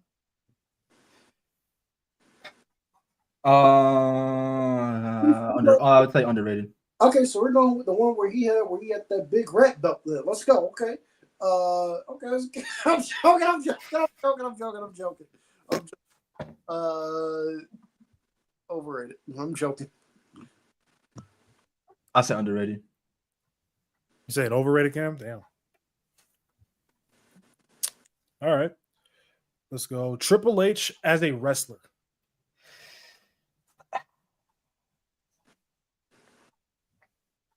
I'll say underrated, bro. Underrated. I'll say underrated, bro. Cooking. And then the last one I got for y'all. The WWE title spinner belt. Underrated. I'll say underrated too. I feel like it's overrated. I feel like in 2025 it's gotten this love that it didn't get in real time, which is weird. Right. I love it. All right, that's the last one I have for y'all. All right. Or not I the have- last, the last over under. Right. All right, I got one more. For sure. Let me see.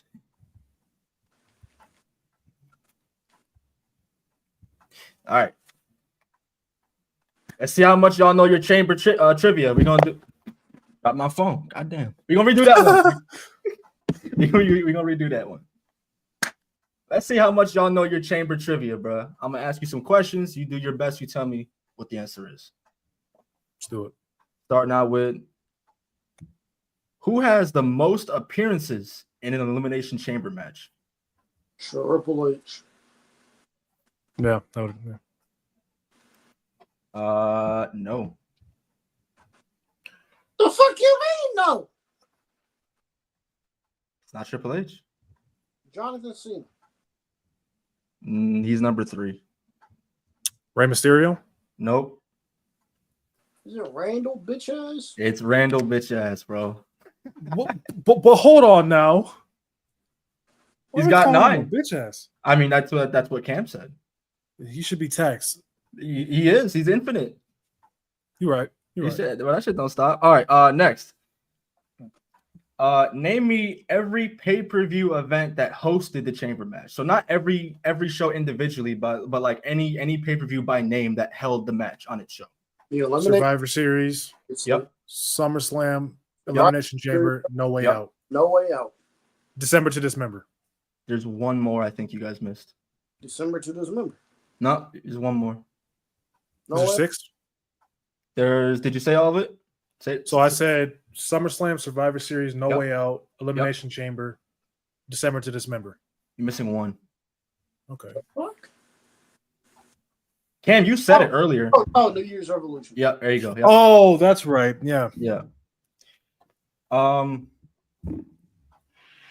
Which entry number has the most wins? That's a great question. I'll give you a hint. It's a tie between 2.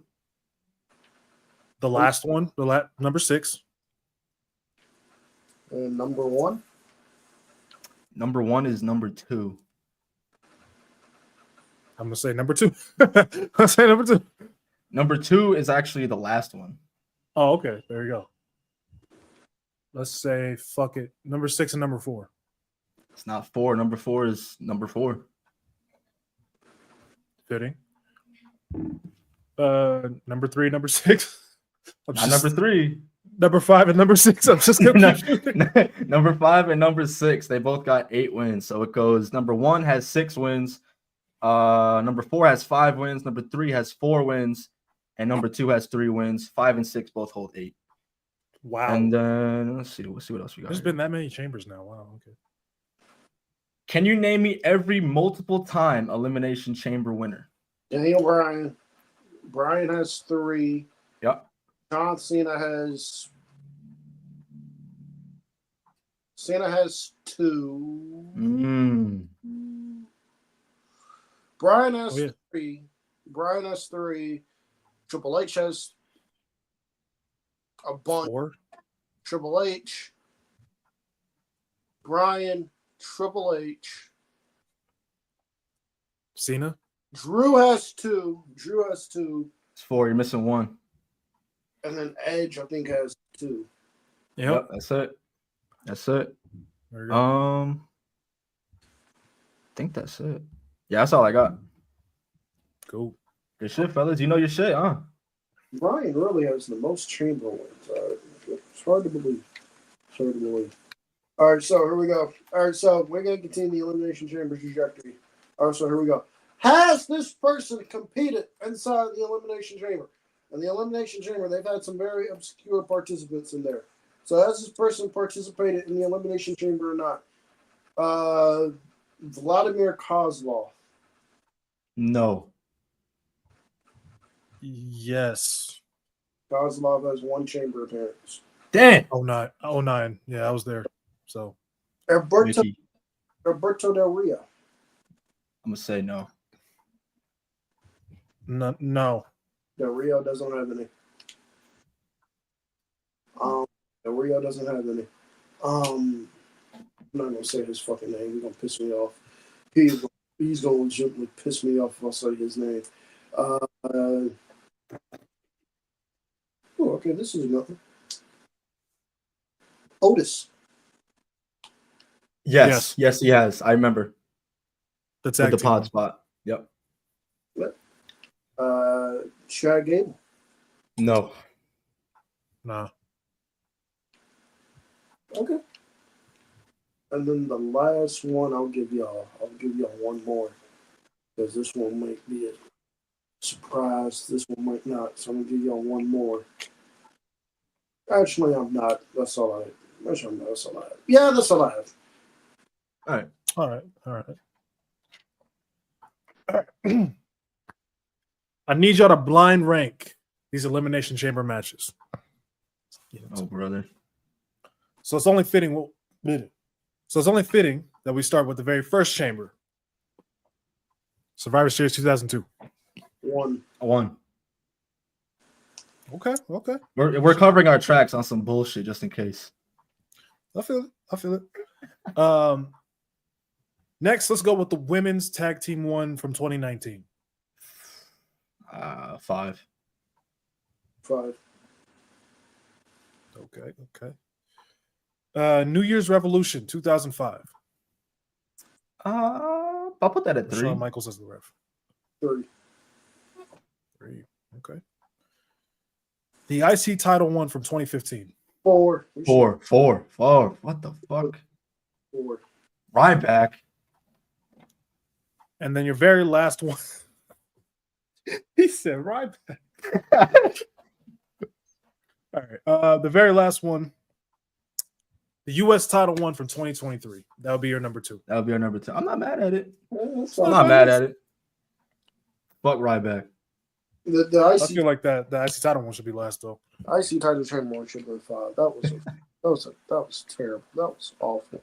Oh my goodness. That shit fell apart so badly. So bad. They should have put Tyler Breeze in that motherfucker, but that's just me. I see it. All right. I got one last one for y'all. Let's do it. Let's grade some WWE video game covers. Okay. All right, let's do it. So I'm going to put some of these on the screen for y'all. We'll get started with, well, it's kind of fitting because that's what's next to the channel. Let's take a look. WWE 13. I can't see the pictures, just to let you know, but I'm going to pull it up on my phone and say it. WWE 13. So what do we Okay, are we talking the people power what? Stop. The real cover. Yeah. So what are we grading it out of? Like school, like A, B, C, whatever. Oh, okay, gotcha. I'll give it a B. I thought it was solid. I'll give this one a B+. Hold on, wait a I'm minute. giving this shit an A+. Hold on. I ain't gonna lie. Hold on, wait a minute. Since we're mentioning WWE 13 cover, hold on, wait a minute. Don't tell me he has that one. Don't tell me. Cam, I swear to fuck, I have. Okay, I was about to say. Oh, okay. I was about to. I had this. I got mine right there too, bro. I've been playing that game recently. Shit. I gotta get it again, bro. Last time I got it, bro, GameStop gave me some shit that don't work. Oh hell no! What did you think I had? The Laurinaitis cover. Yeah. Oh no, I don't have that. I don't have that one. So y'all saying? So Chris, what'd you have? I'll give it a B+. I'll give it a B+. Shit, I gave it an A+. I fucking love this cover. But I thought you hate CM Punk. It's 2025. We moved on. Oh, okay. We let it go. All right, next one. WrestleMania, Like the a arcade moment. game. I gotta pull it up on my phone because I can't see it. This is my first time looking at it low key. I'm gonna give it I'll give it a C+.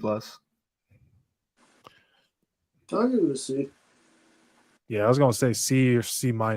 It's fine. It's just, you know, you got all these stars on it. I mean, it's not bad.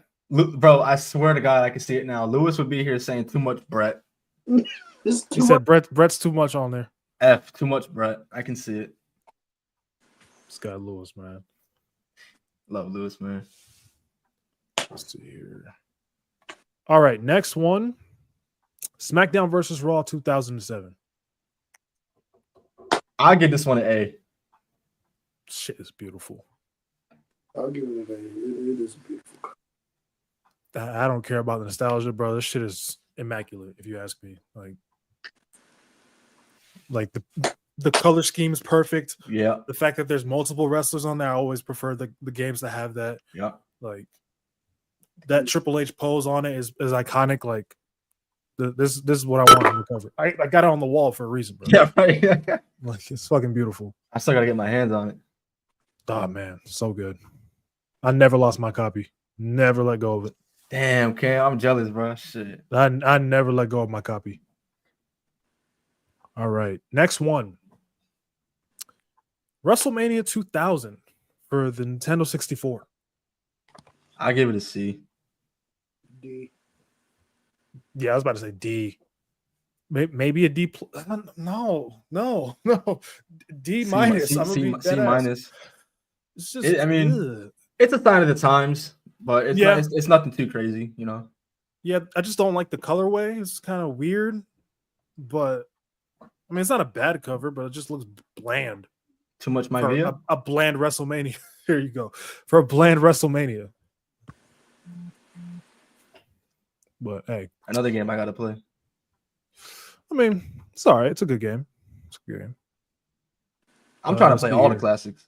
Yeah, look at her. Yeah. Look at her. It's beautiful. All right, bro. You still got the manual. I lost the manual. It's beautiful right there.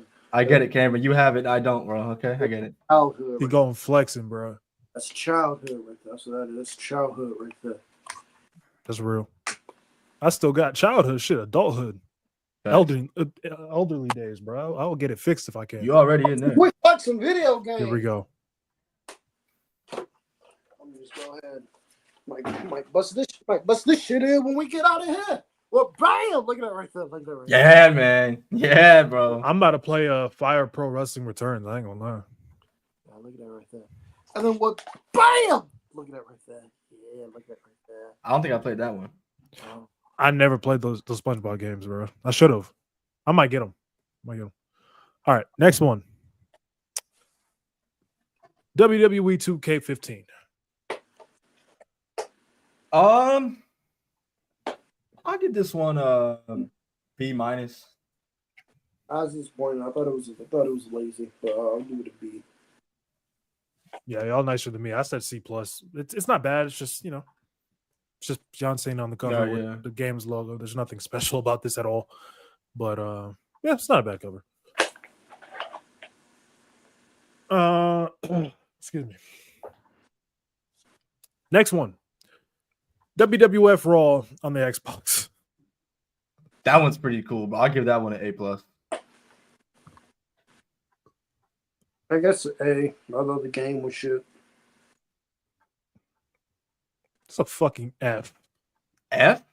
I hate this cover. I don't know if it's the fact that I hate the game itself, but it's like there's just I've never played it, so I don't. Like it feels like somebody just went into Canva and just threw things together and walked away, bro. It's like I don't know.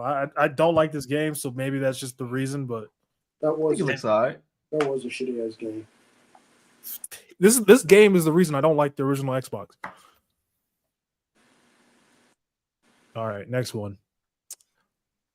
Legends of WrestleMania.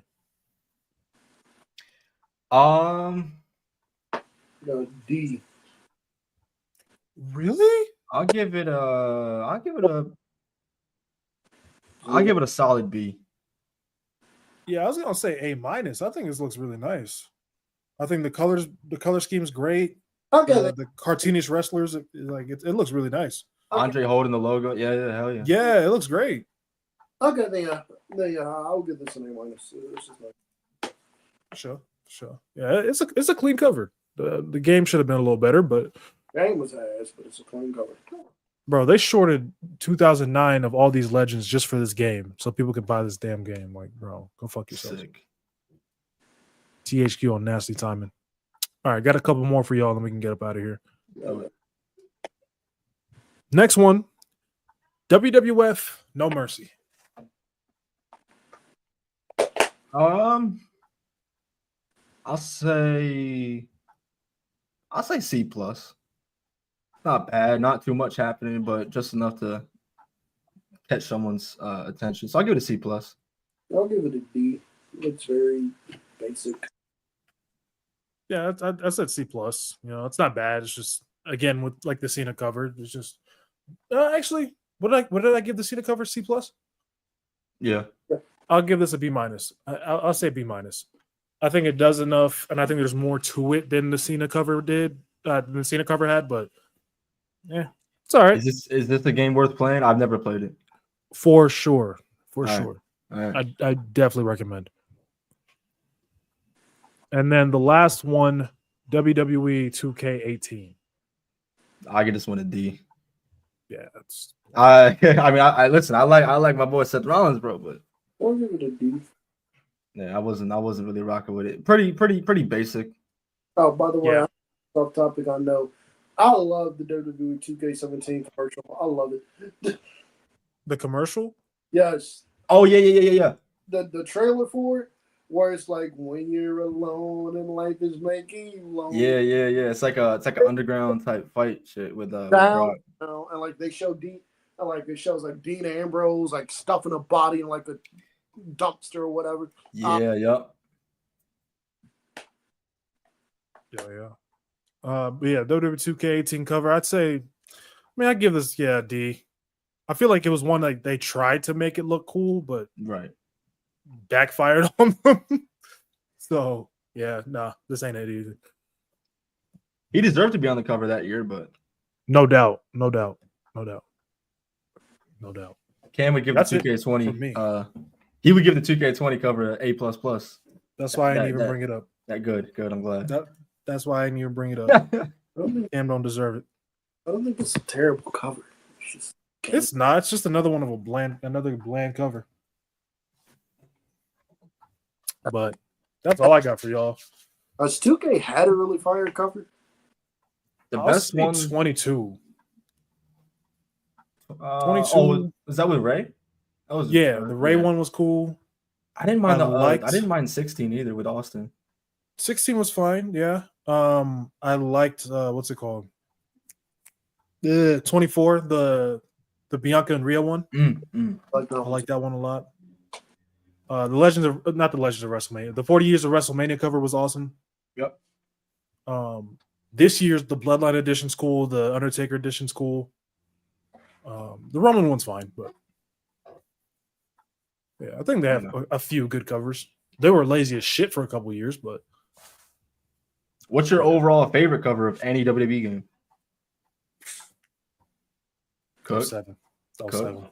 It's just I love the Brian 2K14 cover. that's a good one. Here Comes the Pain is another good one. Yeah. 06. Is that the Cena one Batista. with? Yeah. Right. Okay. Cena Batista was a cool one. 09 was with I think that was Shawn and Triple H. Yeah, that one was bland. That was the one SVR cover I didn't really like. Yeah. Same with 08. I didn't like 08's one either. 08 was I didn't mind 10. 10 was cool. 11 was cool. actually really cool too. Yeah, and if you had like the Bret Hart cover, that was cool. Oh yeah. 11 gets stacks for having. No, I'm not gonna go there. What? Cam hates 11 for no reason, bro. That's his favorite WrestleMania year. My condolences. I love WrestleMania. Y'all can't make me hate WrestleMania 27, bro. And that's where we end the episode of the Rated Up Podcast, episode 67. Before I crash out, because I can't do this with Cam today. I'm not gonna do this with Cam today. But we appreciate y'all for watching the episode. We love y'all. Stay safe out there. We'll see y'all very soon. I'll see y'all as well with content. Come back for the watch alongs and all that good shit.